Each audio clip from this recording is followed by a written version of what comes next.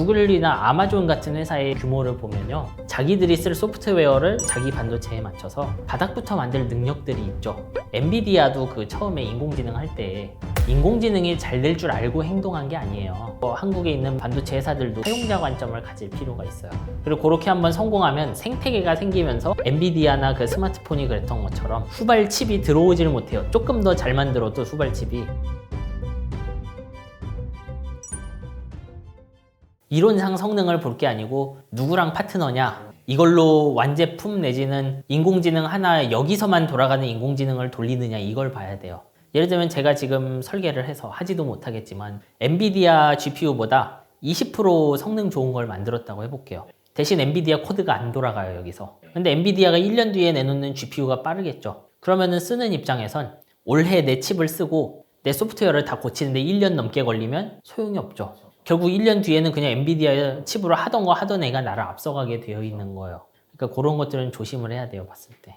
이제 이렇게 해서 인공지능 발달하고 나니까 우리 지금 보는 뭐 지문인식, 안면인식 이런 거 있잖아요. 이런 인식 기술은 되게 잘 돼요. 사람도 잘 찾아내고요. 뭐 인식 기술은 거의 완성됐다고 봐야죠, 그런 면에서. 예를 들면은 스마트폰 열어보면은 삼성폰, 다른 폰도 있는데 AI 지우개 이런 게 있어요. 그러니까 제가 올려놨던 사물을 지워줘요, 얘가. 근데 지우는데 하얗게 뚫어놓는 게 아니고 배경을 그럴싸하게 얘가 만들어줘요. 그러니까 이제 창작도 하는 거죠. 우리 흔히 생각하는 뭐 인간 같은 인공지능 아니어도 우리 손바닥에도 인공지능 기술이 이미 들어와 있는 거예요. 상당량의 인공지능 기술은 상용화가 된 것이죠. 스마트폰 다음에 기기가 제일 눈앞에 보이는 건 이제 자율주행이라고 생각해요, 사실은. 그 웨이모 같은 것도 이제 완전 무인 택시를 샘플 안에서 시작을 해봤는데 아마 이게 고무적이라고 하면은 되게 저는 큰 변화를 일으킬 거라고 생각해요. 예를 들면 택시 같은 건 그렇지만 미국 같은 데 화물차들 보면 미국 동서부 횡단하는데 그 짐을 계속 옮겨야 되잖아요. 근데 그런 게 예를 들면 사람 한 명이 차 한 10대를 끌고 다닐 수 있다. 이러면 부가가치가 완전히 달라지죠. 그러면 이제 그렇게 부가가치 나오는 것들이 혁신이 되겠죠, 아마도. 하나는 그 물류 혁신일 거예요. 물류에서 이제 어떻게 보면 바틀렉에 해당하는 건 사람도 있잖아요. 사람은 쉬어야 되고 자야 되고. 근데 자율주행차는 충전만 되면 계속 돌아다닐 거거든요. 그리고 사람처럼 사고를 치거나 예를 들어 음주를 하거나 하지 않겠죠. 인력이 좀 중요한 물류 산업을 좀 더 자본에 가깝게 바꾸는 효과가 있겠죠, 일단. 그리고 우리 승용차 차원에서는 지금은 자동차에 앉아갖고 핸들 잡고 해야 되잖아요. 근데 완전 자율주행 되는 차들이 나오기 시작하면은 차 안이 그냥 엔터테인먼트로 꽉 찰 가능성도 있죠. 그 컨셉 카들 중에는 저는 한참 남았다고 생각은 하지만 그 운전석이 아예 없는 자동차 컨셉도 있어요. 그러니까 내 뒷좌석에 앉는 거예요. 내 차에 타면 내 뒷좌석에 앉아갖고 차 안에 거대한 스크린 보면서 뭐 유튜브를 하든지 뭔가 아이디어가 있겠죠. 그 스마트폰도 그렇고 그 인공지능도 그랬는데 결국은 연구하는 사람이나 혁신을 만들고 싶은 사람, 하고 싶은 일이 있는 거예요. 그 스마트폰의 경우는 그 돌아다니며 인터넷 하는 걸 원했던 것이고 인공지능 하는 사람들의 경우는 기존 CPU가 하던 거 좀 못해도 되니까 실수 연산을 엄청 많이 할 수 있으면 좋겠어. 요런 것이었다고요. 반도체랑 인공지능의 관계는 그런 거예요. 그 인공지능 하는 사람들이 원하는 것을 잘하는 반도체가 있는 거예요. 그러면 일단 이거의 이득이 크면은 그 연구원들이 가져다 써요. 그렇게 해서 이 기술이 대박나면 이 칩이 같이 대박나는 구조인 거죠. 왜냐하면 이 인공지능 기술 같은 신기술은 부가가치에 비해서 반도체의 값 자체는 굉장히 싸요. 반도체 제조는 자본이 엄청 들어가잖아요. 예를 들면 GPU를 산다고 하면은 가장 비싼 GPU를 사도 3천만 원 정도 돼요. 근데 제가 예전에 연봉 2억짜리 사람을 데려왔는데 3천만 원짜리 컴퓨터 하나를 못 사주겠어요? 왜냐하면 이 사람은 2억 받는데 부가가치는 뭐 한 10억 만들겠죠. 그렇게 보면은 전체 부가가치에서 반도체는 그렇게 크지 않은 거예요, 혁신이 일어나면. 그렇기 때문에 전 세계로 퍼져나갈 수 있는 거죠. 그리고 제조 기술 때문에 그렇게 싸게 만들 수 있는 거고요. 서로 그 양성 되먹임 하는, 서로 그 선순환 도는 구조인 거죠. 하고 싶은 일을 하게 해주고 그렇게 해서 잘 되면 더 많은 사람이 쓰기 시작하고 그러면 그 칩을 샀을 때 내가 할 수 있는 게 많아지죠. 이제 테슬라 같은 곳은 시총이나 뭐 투자의 가치를 빼놓고 인공지능 관점에서 보면요, 자동차 회사 중에 제일 빨리 그 수직 통합한 회사라고 할 수 있어요. 예를 들면 다른 회사들은 이것저것 칩을 사서 어디에 그 자율주행 모듈을 사서 쓰고 하는데 테슬라는 자기들이 자율주행 칩부터 설계부터 했어요, 여기는. 그래서 자기 칩에 맞는 인공신경망도 학습시키고 그 학습시키는 컴퓨터도 도조라는 슈퍼컴퓨터까지 만든 거죠. 다른 자동차 회사들은 A 회사의 솔루션을 산 다음에 어느 신경망을 학습시켜서 막 탑재하는데 테슬라는 학습부터 그 사용하는 칩까지 다 자신들이 설계한 거죠. 이제 그렇게 해서 그동안 그 FSD가 빠르게 발전해 온 것이고요. 그러면 테슬라가 그 분야에서 가장 뛰어날 것이냐? 예를 들면 지금 웨이모가 일단 샌프란시스코에서 그 자율주행차 무인 택시 영업을 하잖아요. 근데 테슬라는 아직 그걸 안 하고 있죠. 완전 자율주행 시범 삼아 그렇게 사업처럼 하는 게 없을 거예요, 여긴. 테슬라가 갔던 방식, 자기 반도체를 설계하고요. 요 반도체는 자신들이 쓰는 그 인공신경망에 딱 맞춰져 있어요. 그 테슬라는 비전 카메라만 이용해서 이제 자율주행 하겠다고 선언하고 가는 거잖아요. 네. 그럼 이제 이걸 지켜봐야겠죠. 정말 그걸로 웨이모처럼 상업화 운전이 가능한 것이냐. 어쩌면 안 될 가능성도 있어요. 이제 그렇게 되면 그동안 투자했던 것 중 상당 부분은 문제가 생길 수 있겠죠. 왜냐하면 그런 걸 전제로 쌓아 올린 게 많이 있을 테니까. 혹은 이제 테슬라가 진출할 시장 중에 예를 들면 우리 일반인들이 쓰는 FSD는 쓸 수 있는데 뭐 국토 횡단 같은 건 힘들다 뭐 이런 결과가 나올 수도 있어요. 그거는 좀 더 시간이 지나봐야 알 것 같아요, 저는. 웨이모는 그 구글이랑 이렇게 같이 일하는 그 자율주행 업체. 하드웨어는 딴 데서 갖고 오고 이제 자율주행 관점에서만 보면 테슬라는 그 비전만 쓰고요. 웨이모는 그 라이다라고 부르는 일종의 그 레이더예요. 그거랑 여러 센서를 조합해서 운전을 해요. 웨이모나 이런 그 라이다 기반의 입장은 자율주행 제대로 하려면 많은 정보를 이렇게 넣어서 해야 된다는 것이고 그 테슬라의 입장은 인간도 눈으로만 하기 때문에 우리도 시각으로만 할 수 있다. 이런 입장인 거죠. 그 둘을 비교하기에는 토탈 주행거리로 보면은 테슬라가 압도적으로 커요. 왜냐하면 테슬라는 지금 FSD가 다 달린 채 돌고 있으니까요. 그러니까 데이터의 양은 압도적이죠, 테슬라가. 하지만 일단 완전 무인으로 상업운전하는 거는 웨이모가 빨랐죠. 뭐 샌프란시스코 시내에 제한되어 있긴 하지만 그렇게 보면 테슬라가 완전히 압도한다라고 할 수는 없을 것 같아요. 수많은 대기업들이 그 최근에 유행하는 GPT-3 인간처럼 말하는 신경망 이런 거에도 투자를 하고 있고 반도체 회사 측면에서는 하이닉스나 삼성전자 PIM이라고 좀 그 메모리가 연산을 대신해주는 컨셉의 메모리들을 만들어요.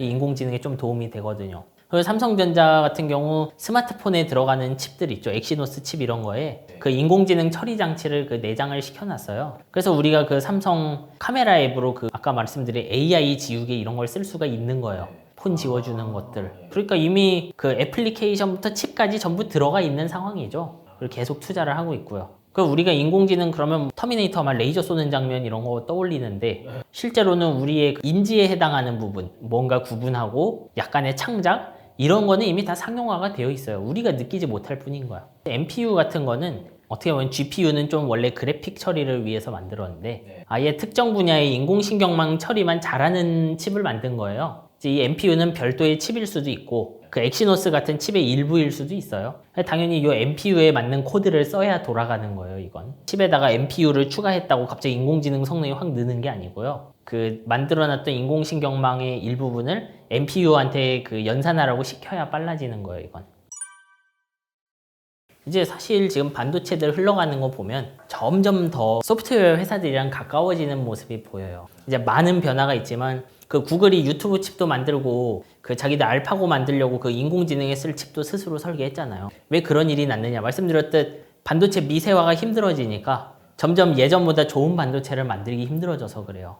근데 반도체라는 건 CPU 같은 걸 잘 보면 제가 엑셀만 쓴다, 이 CPU에서. 그러면 엑셀엔 필요 없는 너무 많은 기능이 같이 들어가 있어요, 항상. 그러니까 범용성이랑 효율성은 서로 그 충돌해요. 제가 칩의 범용성을 줄이면 효율은 올라가요. 그리고 제가 예를 들어 엑셀에만 필요한 기능을 마구 칩에 넣을 수 있으면 엑셀 엄청 잘하는 머신이 되겠죠. 대신 그 기능을 포기하고 다른 기능을 추가하면 이렇게 칩이 쭉 올라가고요. 대신에 문제는 뭐냐 하면 기존에 돌아가던 게 안 돌아가는 거죠. 왜냐하면 기존의 수많은 소프트웨어는 인텔 소프트웨어다. 컴퓨터에 도는 거. 그럼 내가 만든 칩에서 인텔 소프트웨어 안 돌잖아요. 그럼 소프트웨어를 다시 써야 되거든요. 근데 지금 구글이나 아마존 같은 회사의 규모를 보면요. 충분히 그럴 능력이 있어요. 자기들이 쓸 소프트웨어를 자기 반도체에 맞춰서 바닥부터 만들 능력들이 있죠. 설계할 능력이 있어요, 정확하게. 그게 한국처 같은 메모리 회사에는 어떤 영향을 주느냐. 메모리도 지금 신형 메모리, 말씀드렸던 PIM이나 이런 것들은 좀 그런 회사들이 잠재적인 고객이에요. 그래서 그런 고객과 의사소통이 되게 중요해지죠. 그리고 어떻게 보면 앞으로 몇십 년 이렇게 지나면 그런 고객과의 관계가 아마 그 진입장벽으로 크게 작용을 할 거예요. 왜냐, 원래 반도체의 진입장벽은 자본을 투자하면 원가가 팍팍 떨어지는 거였거든요. 지금은 옛날만큼 원가가 안 떨어져요. 그러니까 그 안 떨어지는 원가 장벽을 그 어떻게 보면 그 소프트웨어적인 장벽으로 세워야 되는 거죠. 그럼 우리가 직접 하거나 아니면 반도체 회사가 소프트웨어 회사랑 친해져야 한다는 결론이 나오는 거예요. 그럼 우리는 뭘 해야 되느냐. 근데 이 변화에서 엔비디아도 그 처음에 인공지능 할 때 인공지능이 잘 될 줄 알고 행동한 게 아니에요. 그냥 그래픽카드, 이 GPU라는 건 누군가 대규모 연산에 사용하겠구나 하고 일단 사용하기 좋게 만들어 놨더니 그걸 쓰던 뭐 시뮬레이션에도 쓰고 뭐 물리에도 쓰고 하다가 인공지능 하는 애들이 주어서 대박이 난 케이스거든요. 그런 걸 생각을 해야 돼요. 그럼 어떠냐. 처음엔 그 가능성 낮아 보여도 사용성을 많이 개선을 해야 되고요. 그런 면에서 이제 좀 더 한국에 있는 반도체 회사들도 사용자 관점을 가질 필요가 있어요. 그리고 그렇게 한번 성공하면 생태계가 생기면서 엔비디아나 그 스마트폰이 그랬던 것처럼 후발칩이 들어오질 못해요. 조금 더 잘 만들어도 후발칩이 못 들어와. 왜냐하면 이미 그 소프트웨어 생태계가 자리를 잡았거든요. 그 칩을 기반으로. 그러면 그런 일을 잘하는 인력은 어떻게 확보하겠느냐. 저는 다방면에 능통해야 된다고 생각해요, 사람. 그러니까 예를 들면 지금 뭐 반도체 학과 만들고 이런 건 다 좋긴 한데 과연 반도체 기술, 이제 저 하이닉스 있을 땐 저는 실제로 되게 소프트웨어를 많이 써서 최종 제품의 품질을 올리는 일을 했어요. 그러니까 그 검증 쪽에 있었죠, 이제. 근데 그 검증 멤버들은 사실 반도체 회사 출신은 거의 없어요. 저는 이제 물리학과고 그리고 뭐 프로그래밍을 했고 이런 사람이 대부분이지 그 반도체를 오래 한 분은 많지 않았어요, 거기. 근데 이제 제가 그렇게 모여서 새로운 일 했던 거 보면 전혀 새로운 분야로 넘어갈 땐 기존 역량 아는 사람도 있어야 되지만 외부 역량이 들어올 수 있어야 돼요. 그러면 교육 관점에서 어떻게 해야 되느냐. 여러 전공 가진 사람이 이 반도체 요즘 뉴스가 궁금한데 하면 좀 가볍게 들어볼 수 있는 수준의 과정이 훨씬 중요해요. 반도체 이런 전공을 가진 사람 뭐 수천 명을 모아놔서는 안 된다는 것이죠. 그 사람들이 넓게 배우는 게 중심이 됐으면 좋겠어요. 심지어 이렇게 해서 반도체 학과 잔뜩 만들었는데 반도체가 나중에 안 중요하면 어떻게 할 건데요. 그러니까 반도체 회사도 결국 그 거대한 시장의 변화 앞에서는 바다 위에 돛담배 같은 거예요, 다. 시장이 변하는 거 어떡하겠어요. 그럴 때 필요한 역량을 회사가 캐치하면 얼른 데려올 수 있어야 되는 거예요. 그러려면 적어도 좀 반도체는 어느 정도는 알아야죠. 대화는 해야 되니까. 저는 그 웨이퍼 보면서 일하는 사람이 아니었어요. 실제로는 시뮬레이션 만드는 사람이었지. 시뮬레이션 있는 걸 돌리는 쪽도 아니고 시뮬레이션을 만드는 사람이었어요, 실제로는. 근데 그런 게 왜 반도체 회사에서 필요하냐? 필요하더라고요, 해보면. 이제 저는 그래서 반도체 회사를 나와서 지금 동료들이랑 그 인공지능 하는 회사를 창업해서 같이 일을 하고 있는데 제가 왜 머니인사이드를 출연할 수 있었느냐. 저는 시뮬레이션을 했잖아요. 시뮬레이션 소프트웨어죠. 소프트웨어는 반도체의 고객이에요. 메모리와 CPU의 고객인 거예요, 프로그래머는. 그렇게 그 프로그래머의 관점이랑 반도체의 관점을 보니까 그걸 통해서 새로운 걸 배운 거예요. 좀 추상적으로 메모리는 어디 쓰고 이런 게 구체적으로 보이는 거죠, 그 과정에서. 그래서 저도 이 회사를 이제 하이닉스를 다니면서 내가 이해를 더 높이려면 이제 다른 칩들이 있는 것도 써봐야 되는구나. 그래서 이동한 거예요. 나와서 저도 이제 맨날 말하는 클라우드, 이제 아마존 AWS 클라우드도 써보고 GPU로 신경망도 돌려보고 붙이고 하면서 또 새로운 것들이 생겨나요, 해보면. 어떻게 보면 뭐 반도체 하다가 인공지능 한다 이런 게 아니고 저는 그냥 엔지니어인 거죠, 끝까지. 엔지니어고 개발자인 상태로 새로운 걸 계속 찾아다니는 느낌이라고 보면 될 것 같아요.